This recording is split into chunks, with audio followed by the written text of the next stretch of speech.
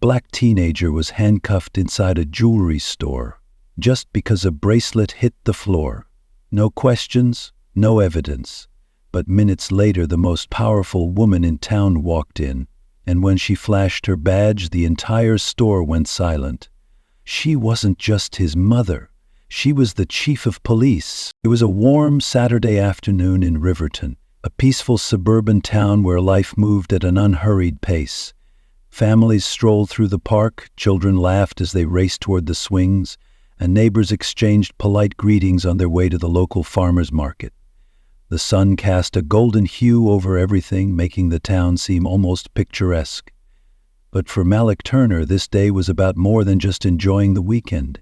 He had one goal in mind: to buy the perfect birthday gift for his little sister Alia. Malik had been saving up for months, working extra hours at the local coffee shop, carefully setting aside every tip and paycheck just so he could afford something special. He had finally found the perfect gift: a silver charm bracelet from Belmont Jewelers, the most prestigious jewelry store in town. He had passed by it countless times, pressing his nose against the glass display, imagining the way Alia's eyes would light up when she saw it. Today was the day. He clutched his wallet in his pocket, reassured by the weight of the money inside. This wasn't just a purchase, it was a symbol of his love, of everything he wanted to give her despite the struggles their family had faced. As he approached the store, the pristine glass windows gleamed under the sunlight, reflecting the bustling streets behind him.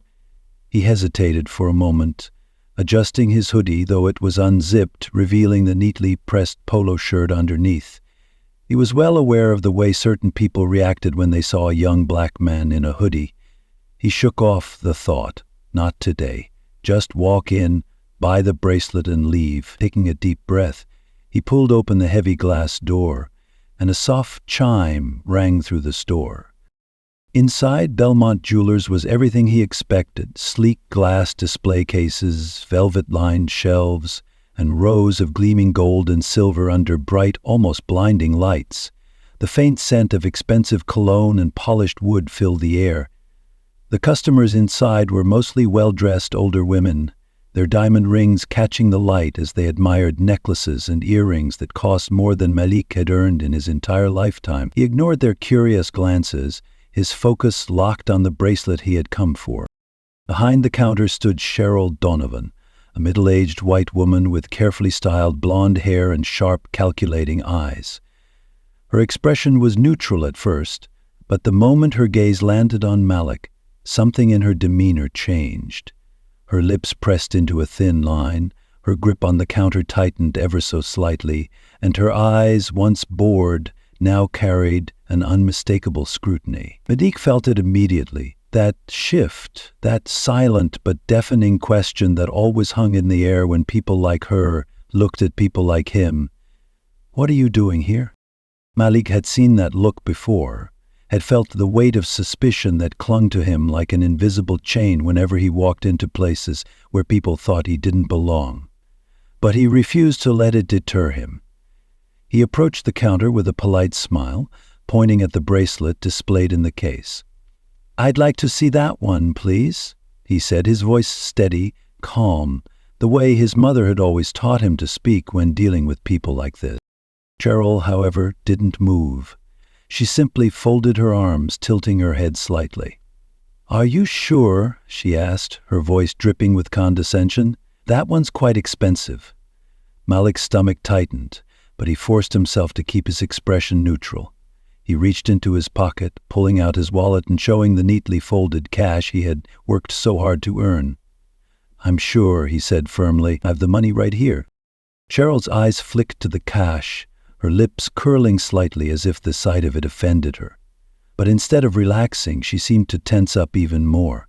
Her fingers twitched near the phone resting on the counter. She didn't move to grab the bracelet. Instead, she let out a low, almost amused scoff. "And where exactly did you get all that money?" Her voice was casual, but the accusation beneath it was sharp as a blade. Malik stiffened. "Excuse me?" he asked, though he already knew where this was going. Cheryl arched an eyebrow. It's just a lot of cash for someone your age, she said, her gaze never leaving his face. Did you, I don't know, borrow it from someone? Maybe find it lying around? Malik's jaw clenched. He inhaled slowly, willing himself to stay calm. He had done nothing wrong. I work at Parker's Coffee House, he said, enunciating each word carefully. I saved up for this. Cheryl made a soft noise of disbelief, shaking her head slightly. She hummed, tapping her nails against the counter. And you expect me to believe that? Malik swallowed the anger rising in his throat. Yes, he said flatly. Cheryl let out a dry chuckle like she had heard a particularly ridiculous joke. Well, I suppose I should be flattered you thought you could fool me, she said, finally moving toward the display case. But I've been working here a long time, kid. I know when something doesn't add up.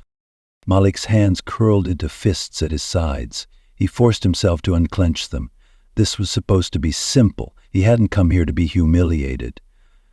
Can I just see the bracelet, please? He asked, his patience thinning. Cheryl sighed as if he were inconveniencing her, but she finally pulled out the velvet tray and placed it on the counter. Be careful with it, she warned, her tone sharp. It's worth more than what you probably make in a year. Malik gritted his teeth but didn't say anything. He reached out, gently picking up the bracelet, feeling the cool silver against his fingertips.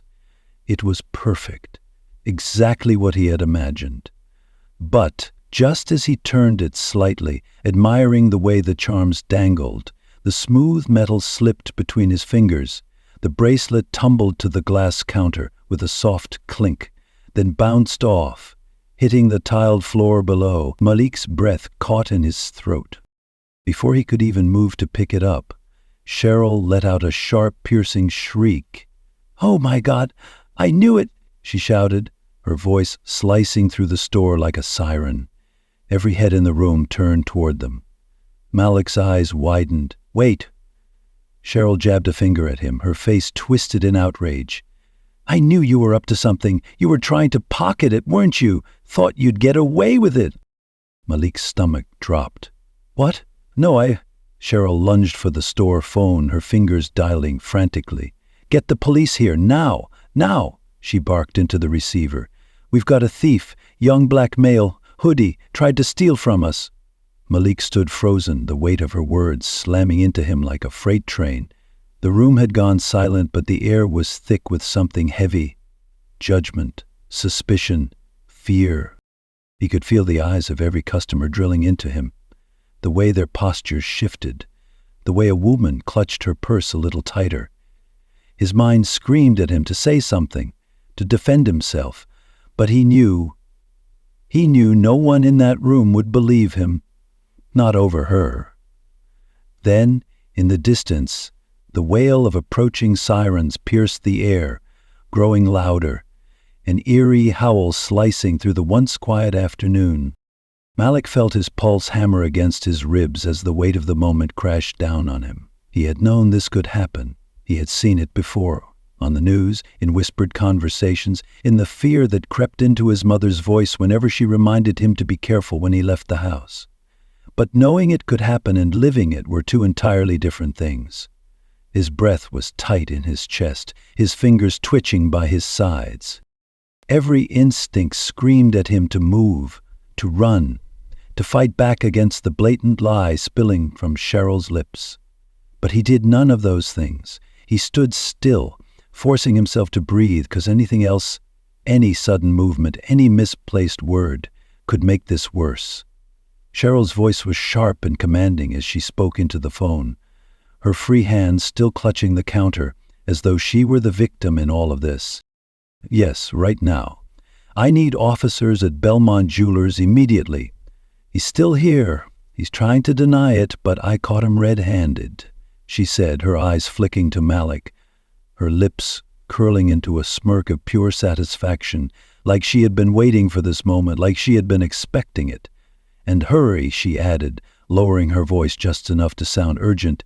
He's getting aggressive. Malik's stomach lurched, his fists clenched at his sides. Aggressive. He had barely spoken, he hadn't even moved.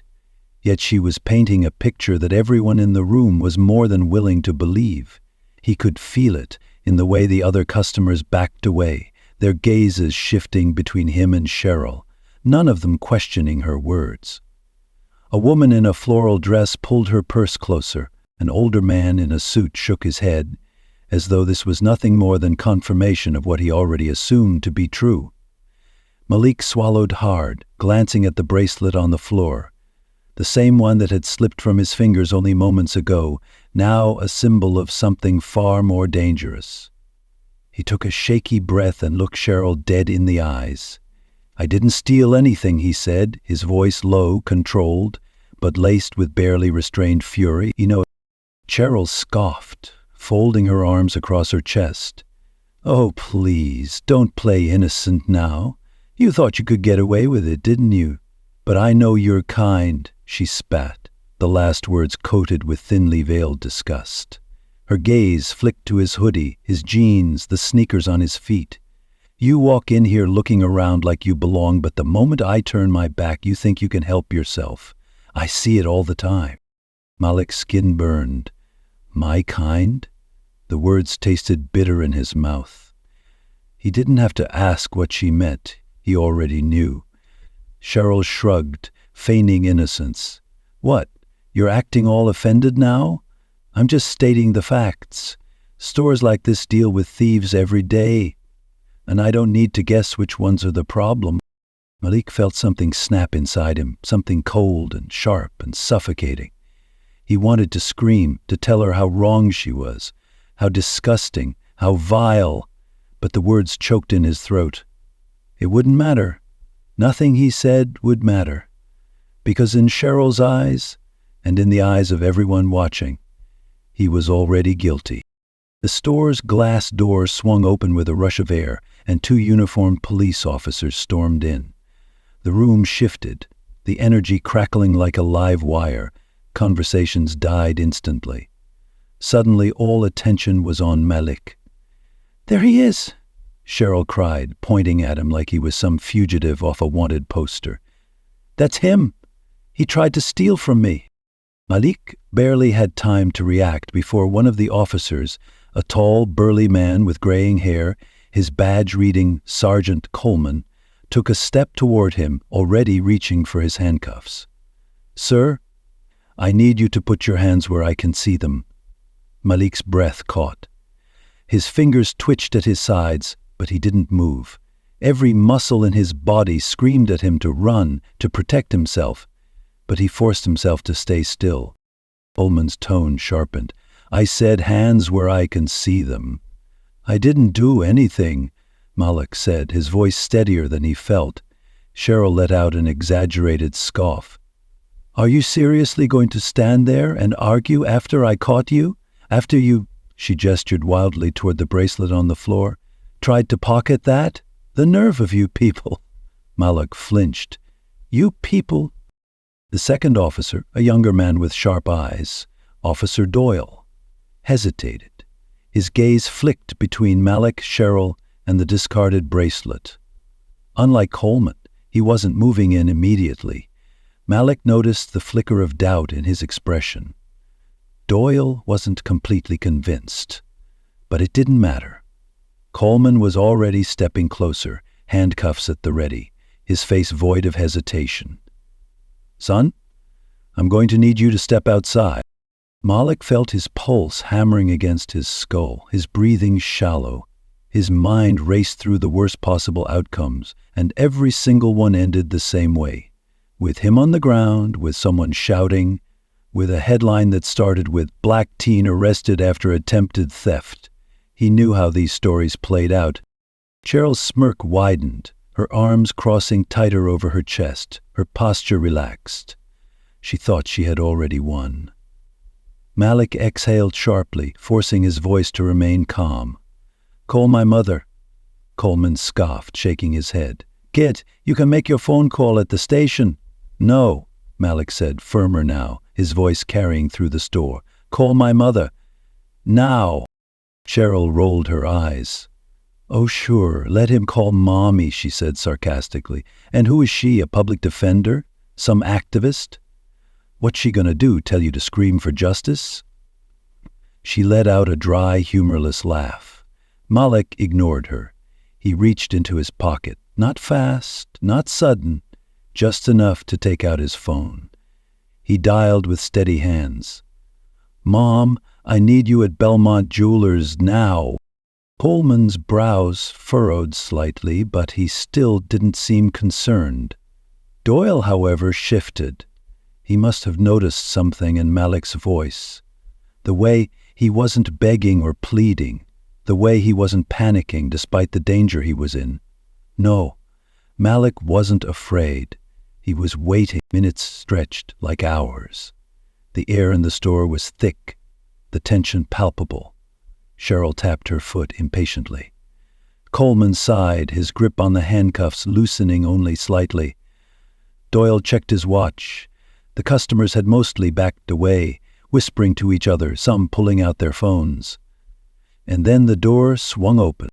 A woman walked in, tall, commanding, the kind of presence that made an entire room fall silent.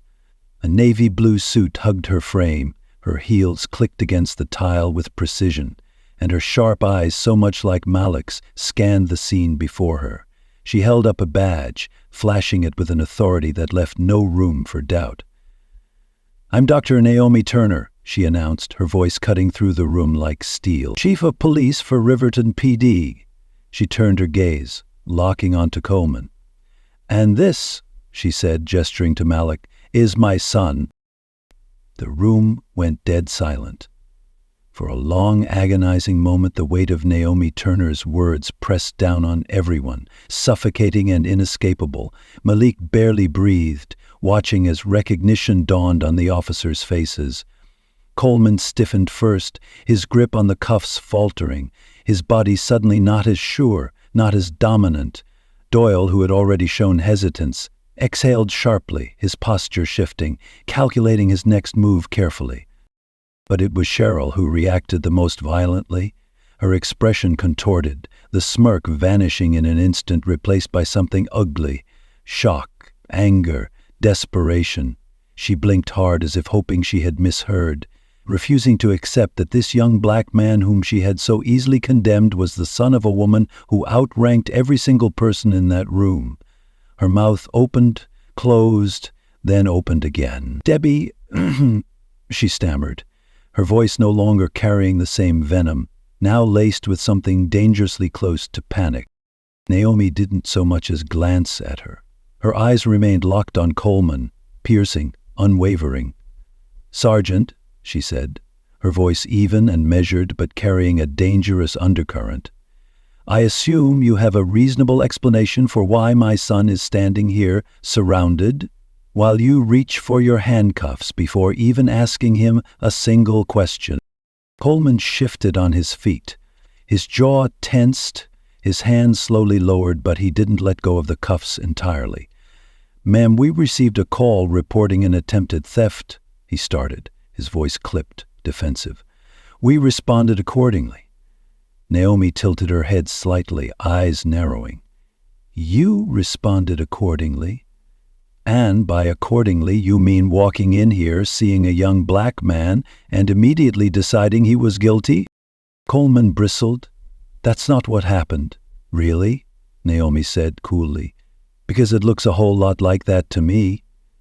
Cheryl finally found her voice, and it snapped with the sharpness of someone desperate to regain control. "I called because he tried to steal from me," she blurted, pointing at Malik. Her voice rising in pitch, dropped the bracelet and was clearly about to take it. "I stopped him just in time, and I did what any responsible citizen would do. I called the police before he could run off with my merchandise." Naomi exhaled slowly, her gaze moving to Malik for the first time since she arrived. He hadn't moved, hadn't spoken, hadn't even tried to explain himself. He didn't need to. The look in his eyes told her everything. The anger simmering just beneath his carefully composed surface, the exhaustion, the frustration, the knowledge that even as the son of one of the highest-ranking law enforcement officials in the city, he was still seen as nothing more than a suspect. She turned back to Coleman. "Did you check the security footage?" Coleman hesitated. "We were just about to." "No, you weren't," Naomi cut in smoothly, deadly. "You were about to arrest him without reviewing any evidence, without questioning him, without doing your job." Her voice was quiet, but the authority in it was deafening. Doyle swallowed hard, looking between his superior and Naomi. His hesitation had already been apparent before, but now, with the weight of the situation fully pressing down on him, it solidified into something tangible. "Ma'am," he interjected, his voice cautious, controlled but carrying a tinge of regret, "we should check the footage." Coleman's eyes snapped to him, the unspoken betrayal clear, but he couldn't argue. Not now, not with who was standing in front of them. He exhaled sharply through his nose, jaw tightening. "Fine." Cheryl's face twisted in disbelief. "What? No! I told you what happened." "You're seriously going to listen to her?" She gestured wildly at Naomi, then at Malik, her voice dripping with the same disdain she had carried all along. "You saw him, you saw how he acted. This is ridiculous." Naomi finally turned her full attention to Cheryl, and in that moment the weight of her gaze alone silenced the older woman. Cheryl's defiance shrank under the quiet intensity of the chief's stare, as if she suddenly realized that whatever power she thought she had in this moment was slipping through her fingers like sand. "Mrs. Donovan," Naomi said, her voice calm but sharp enough to cut steel, "let me make something very, very clear to you." She took a slow, deliberate step forward. "You're standing in front of a boy who walked into your store to buy a bracelet for his sister. A boy who saved his own hard-earned money to support your business. A boy who you immediately labeled a thief because you decided, before he even spoke, that he wasn't supposed to be here." She let the words hang in the air, let them sink in, let them wrap around Cheryl's throat like a tightening noose. "So, I hope for your sake that the security footage tells the story you claim it does. Because if it doesn't," her lips pressed into a thin, deadly line, "you will answer for every word you just said." Cheryl swallowed thickly, her bravado cracking at the edges. Coleman cleared his throat, shifting uncomfortably. "Let's check the cameras." No one spoke as the store manager, who had been standing frozen in the background, too stunned to intervene, hurriedly moved to the back, retrieving the footage. It played on a small screen behind the counter, the silent recording displaying the exact sequence of events. Malik entering the store, speaking to Cheryl, handing over his money. The moment the bracelet slipped from his fingers and hit the floor, it was all there. Every second of it. No theft, no pocketing, no crime, just a 17-year-old boy trying to buy a gift. The silence that followed was suffocating. Doyle sighed, rubbing a hand down his face. Coleman looked as though he had swallowed something bitter, his jaw ticking with restrained frustration. Cheryl looked as if the floor had been ripped out from under her. Naomi inhaled deeply before speaking again, her tone dangerously soft. "So tell me, Sergeant, what happens now? Do you still want to arrest my son?" Coleman said nothing. He knew better. Naomi turned to Cheryl, her expression unreadable. "And you," she continued, tilting her head slightly, "are you going to tell me what exactly you were so certain of?" Cheryl's lips trembled. She looked from Naomi to Malik to the officers, then to the customers, who were now watching with a mixture of shock, discomfort, and in some cases quiet satisfaction. Her voice faltered. She had no defense, no justification, just the realization that she had played her hand too confidently, too recklessly, and lost. Naomi gave a slow, knowing nod. "That's what I thought." Coleman cleared his throat, straightening his shoulders. "Ma'am," he addressed Naomi, his voice tight with strained professionalism, "I think we're done here." Naomi arched a brow. "No apology?" Coleman's jaw clenched, but he said nothing. Cheryl, however, opened her mouth, still searching for a way to salvage the situation, but there was nothing left to say. Naomi exhaled, turning back to Malik. "Come on, baby," she murmured, "we're leaving." Malik didn't move at first. He just stood there, staring at Cheryl, at Coleman, at the wreckage of what had just unfolded. He wanted to feel relief, victory, justice. But all he felt was exhaustion, because no matter how many times he won battles like this, the war was never ending. He exhaled sharply, shaking his head, and finally turned to follow his mother out the door. As he passed Cheryl, he met her gaze one last time. "All I wanted was to buy a bracelet," he said, voice calm but firm, the weight of everything that had happened resting behind his words. "But I guess I got something more valuable instead." And with that he walked out, head held high, back straight, while Cheryl stood frozen, watching the life she once controlled crumble at her feet. As Malik and Naomi stepped out of Belmont Jewelers, the heavy glass door swinging shut behind them, the tension inside the store remained thick, clinging to the air like the aftermath of a storm. The moment should have felt like a victory, a moment of undeniable justice. But as Malik inhaled the crisp afternoon air, his chest still felt tight, his stomach still knotted with something raw and unresolved. His hands curled into fists at his sides, his fingers aching from how tightly they had been clenched since the moment Cheryl had accused him. His mother walked beside him, her presence steady, unwavering. Yet he could feel the restrained fury radiating off her in waves. Naomi didn't speak at first, her strides purposeful, her heels clicking sharply against the pavement. It wasn't until they reached her car, parked a short distance away, that she finally turned to him, her expression unreadable. "Are you okay?" Her voice was measured, but there was an edge beneath it, something deeper than concern, something laced with a kind of exhaustion that only came from fighting the same battle over and over again. Malik let out a slow breath, glancing back toward the store. Through the window he could still see Cheryl standing stiff and motionless behind the counter, her face pale, her eyes darting toward the officers as if searching for some last-minute lifeline. Coleman was stiff, jaw clenched, while Doyle looked somewhere between relieved and ashamed. The store manager, who had been too cowardly to intervene, now looked like he wanted to disappear.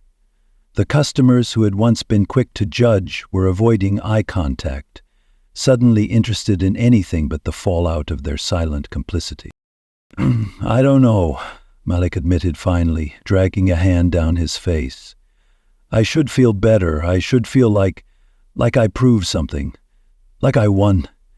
Naomi studied him for a long moment, then exhaled, her features softening just slightly. "Baby, you shouldn't have had to prove anything in the first place." The words hit him harder than he expected. His jaw tightened and he swallowed around the lump forming in his throat. "Yeah," he muttered, voice heavy. "I know." For a long moment they just stood there, the weight of everything hanging between them. Then the door to Belmont Jewelers swung open again, and Malik's eyes flicked up just in time to see Cheryl step outside. His entire body tensed. Cheryl hesitated, her hand gripping the strap of her purse so tightly that her knuckles had turned white. She looked different now, smaller somehow, stripped of the confidence and superiority she had carried so effortlessly before. Her face was stiff, her lips pressed together like she was waging an internal war. It was clear she had something to say, something she had debated in the moments since the security footage had exposed her. Malik's heartbeat drummed loudly in his ears as he waited. Cheryl took a single step forward, then another. She opened her mouth and closed it again, her throat bobbing.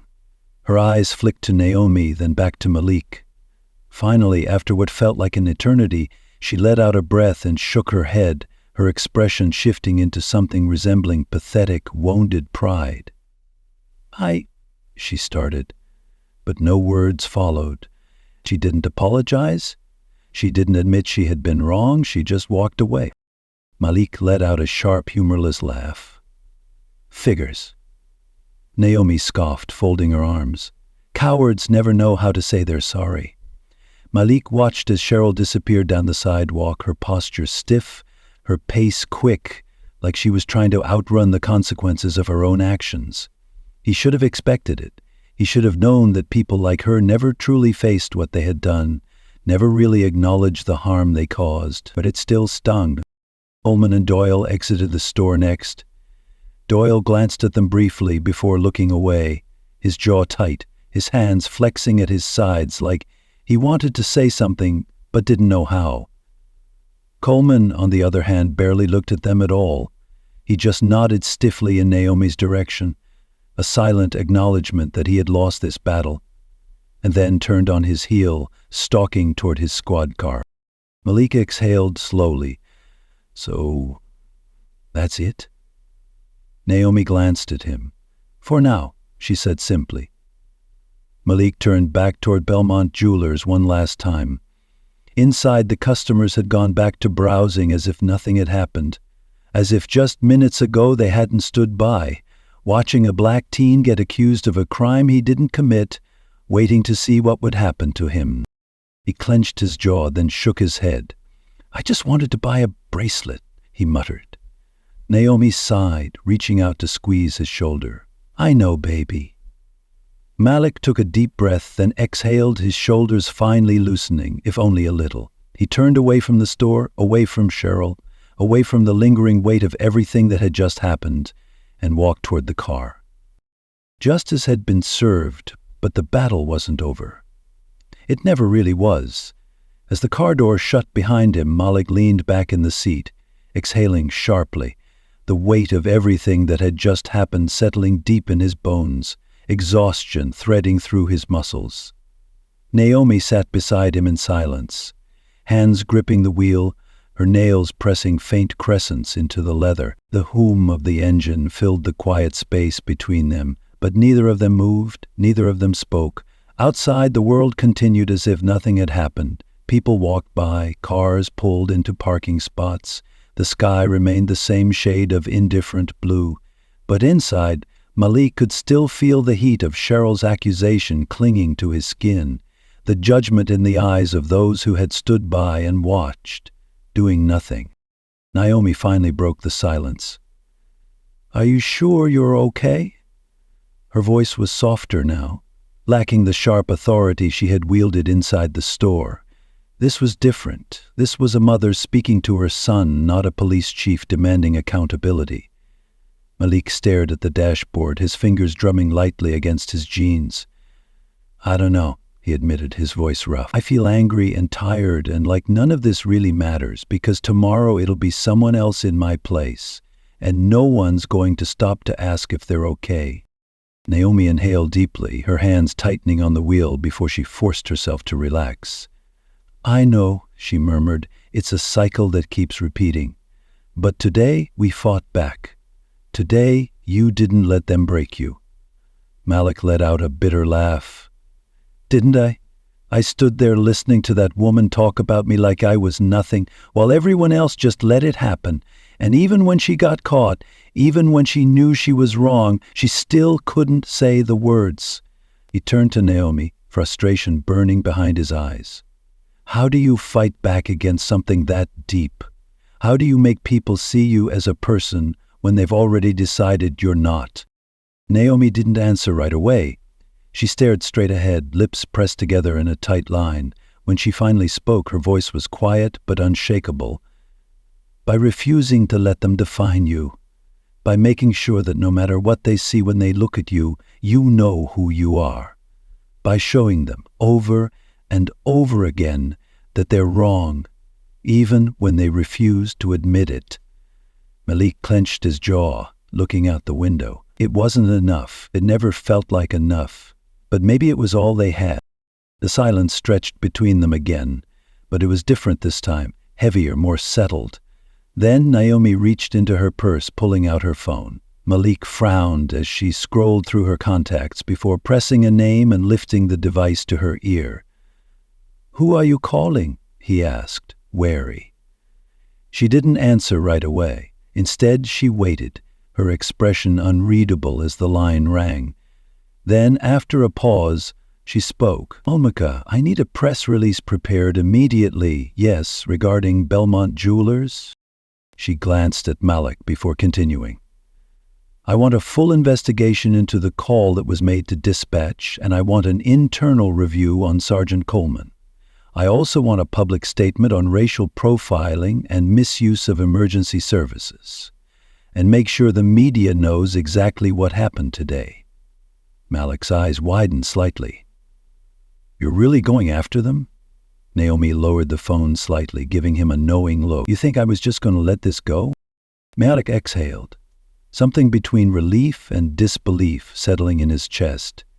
He had spent so long watching stories like his unfold the same way. Someone gets profiled, humiliated, accused, and even when the truth comes out, nothing changes. But this felt different. This felt like a fight that wasn't ending the moment they walked out of that store. He nodded slowly, the tension in his shoulders easing just a fraction. Good. Naomi returned to her call. Oh, and Monica? Make sure Cheryl Donovan's name is included in the statement. If she thought she could do this without consequences, she was mistaken. Malik let out a slow breath, glancing down at his hands. Maybe justice wasn't always immediate. Maybe it didn't come neatly packaged with an apology. But sometimes justice looked like accountability, and this time he wasn't the one who had to carry the weight of it alone. 3 days later, Belmont Jewelers was everywhere. News stations ran segments about the incident, social media exploded with outrage, and the store's Yelp page had been flooded with one-star reviews. Cheryl Donovan had been placed on indefinite leave, though rumors swirled that she had, in reality, been fired. An official statement had been issued condemning racial profiling, and an internal investigation into Sergeant Coleman had been launched after body cam footage revealed how quickly he had moved to detain Malik without evidence. Malik scrolled through the news articles on his phone, barely registering the words.